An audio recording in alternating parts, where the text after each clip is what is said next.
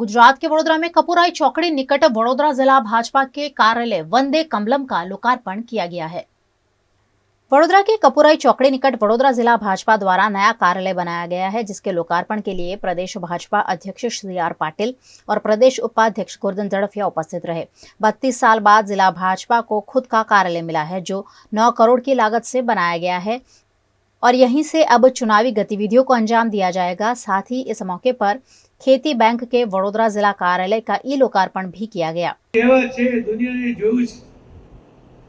दुनिया એટલા જ માટે કેમ કહે છે, અલગ અલગ દુનિયાના મહા સત્તાધારી રાષ્ટ્રો પણ એમ કહે છે, ના રાષ્ટ્ર પ્રમુખો પણ કહે છે કે મોદી છે તો મુમકિન છે। મોદીની ગેરંટી એટલે પથ્થરની લકીર। આમાં તો તાળી પાડો, મોદીની વાત છે, આમાં કોઈ સતીશભાઈની વાત નથી કરતો। મોદીની ગેરંટી એટલે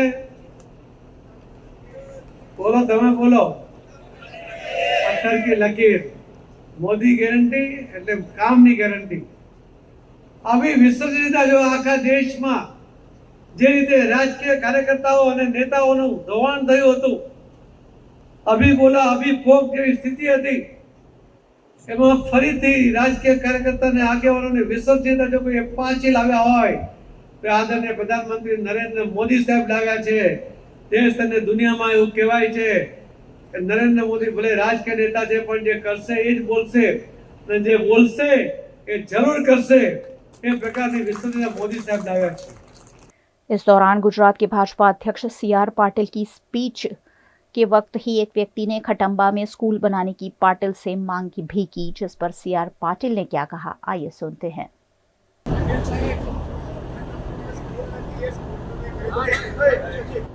कई वादा ने स्कूल पर बनाई दीसो, स्कूल एक वर्ष की कंप्लेंट करो छो, कई वादा ने जल्दी करावी देसो, स्कूल नो पण आयोजन करावी देसो। અટકવામાં બિલકુલ સ્કૂલ નથી, સ્કૂલ વગર બધા પ્રાઇવેટ। एक बार કહો ને તમને, પછી તમે।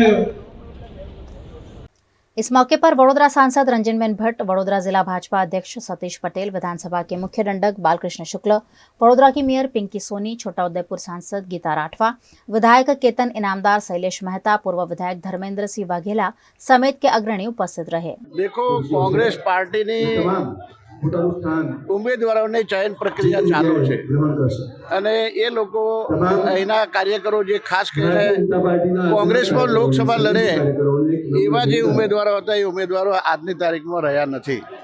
હાલમાં સુખરામભાઈ રાઠવા એક ઉમેદવાર તરીકે છે અને અમે લોકો ભારતીય જનતા પાર્ટી જોઈન કરી છે, એટલે અમે લોકો ભારતીય જનતા પાર્ટીની સાથે એકમેક થઈને ખભે ખભા મિલાવી અને ભારતીય જનતા પાર્ટીના સંગઠનને અમે લોકો મજબૂત કરવાના। એમાં જે કોઈ ઉમેદવાર લોકસભાનો Bharatiya Janata party parliamentary board નક્કી કરે અને અમે લોકો સાથે રહીને ટેકો કહીને જીતાડવાની કોશિશ કરવાના છે।